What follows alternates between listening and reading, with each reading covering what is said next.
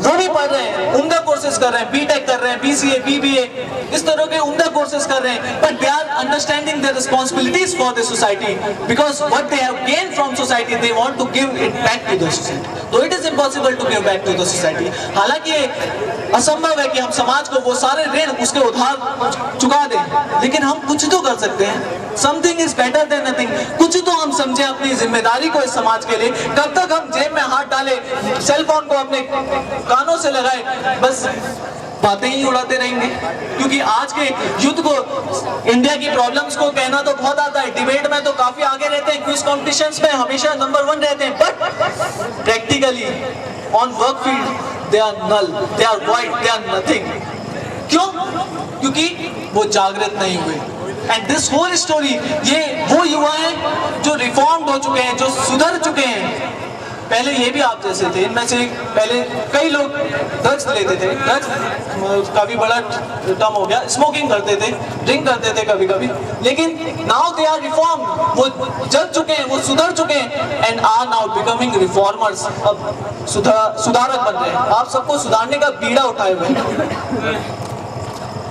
वे बदले हैं और अब बदलने के लिए समाज में निकले हैं। कुछ ज्यादा समय नहीं लेंगे, आपका टाइम बहुत हो चुका है।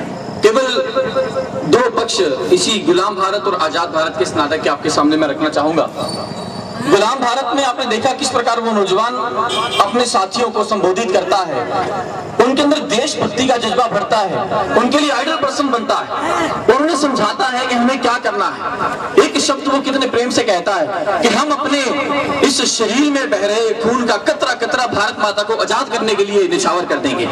और एक तरफ आपने इस आजाद भारत इन हॉस्टलर का सीन देखा।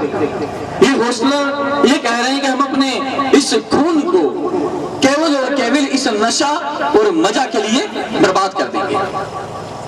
केवल एक छोटा सा मूल्यांकन, you have to valuate yourself, आप कहां खड़े हैं। दूसरा बात आती है गुलाम भारत में ये ग्रुप बना रहे हैं। मुझे याद आया कभी, यदि आपने भगत सिंह का जीवनी पढ़ी हो तो सरदार भगत सिंह ने अपने जीवन काल में एक भारत नौजवान सभा का गठन किया।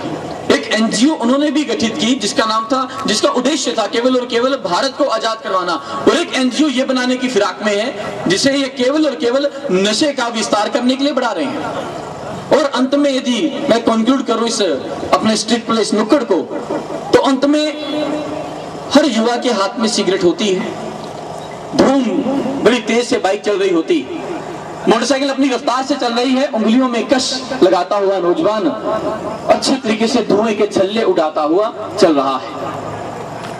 यदि आप बात करेंगे स्वामी जी आपको कैसे पता, तो ये स्वामी जी भी आपके बीच में मोटरसाइकिल से किसी ना किसी गली नुक्कड़ पे आपको अक्सर मिल जाएंगे। मैं एक एनजीओ में सर्विस कर रहा हूं, दिव्य ज्योति जागृति संस्थान मेरी संस्था है और युवा परिवार सेवा समिति मेरे भाइयों की संस्था है।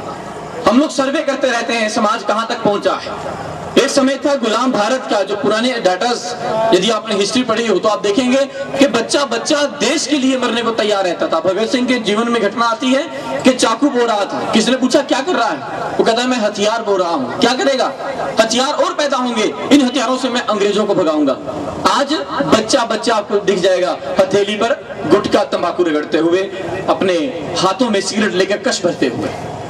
ये जो समय है, यदि आप कहें कि हाँ हमें पता है ये बुरा है, तो आप सबको पता है बुरा है, मुझे कहने की क्या जरूरत है, किंतु आपको शायद इसका अंदर का इफेक्ट नहीं पता है। यदि आप में से कोई साइंस का स्टूडेंट है तो आप ध्यान से, आप अच्छी तरह जानते होंगे हमारे अंदर जो फेफड़े होते हैं, लंग्स होते हैं, उनमें मॉइस्चराइजिंग होती है, गीले होते हैं, चाहे खून से चाहे पानी से। माँ, यहाँ बहुत सी बहनें खड़ी हैं, माताएं बहनें घर में भोजन बनाती हैं, शेल्फ ऊपर नीचे उनका चूल्हा है, वो छोंकती हैं, कुछ बनाती हैं, धुआं उठ के ऊपर जाता है, वो धुआं सेल्फ से टकराता है और वहां पर काले निशान पड़ जाते हैं। आप चाहे तो खुरच कर देख सकते हैं, काले निशान होते हैं। धुएं का कितना गंदा प्रभाव है। और दोस्तों, जब सिगरेट का कश आप अंदर खींचते होंगे, आपका लंग्स जो हमेशा गीला रहता है, वो धुआं उस लंग्स पर जाता होगा। तो ठीक एग्जाम्पल ऐसा होगा, आप एक स्पंज का टुकड़ा ले लीजिए, फोम का पीस लीजिए, उसे अपने मुंह से सिगरेट का धुआं उस पर छोड़िए और उसे कुछ देर बाद आप निचोड़िए, उसमें से काला पानी आपको दिखाई देगा। ये हालत होती है मनुष्य की। अरे यदि इस समाज में हमारी रसोई की इतनी बुरी हालत है, किंतु उसे तो हम तोड़कर पेंट करके उसे रिकंस्ट्रक्ट कर सकते हैं, किंतु क्या फेफड़ों को कंस्ट्रक्ट कर सकते हो? डॉक्टर करता है ऑपरेशन, वो बाद में रोहित की तरह एक डॉक्टर आता है, वो कह देता है ही इज नो मोर, वो अब नहीं रहा। तो दोस्तों, नशे के जो दुष्प्रभाव हैं उन पर डिटेल से सोचिए। लोग कहते हैं, मेरे साथ ये नौजवान कभी आज काम कर रहे हैं, एक समय था कि इन्हें शर्म आती थी मेरे साथ जाने के लिए। मैं कहता था रोहित यार तेरे पास बाइक है, मेरे को जरा बस स्टैंड उतार देना। वो मेरे को देखता है, भैया वो मेरा ना दोस्त, तो आज ना बर्थडे है दोस्त का ना, मेरे को जाना है। इतनी बात कहते कहते निकल जाते थे।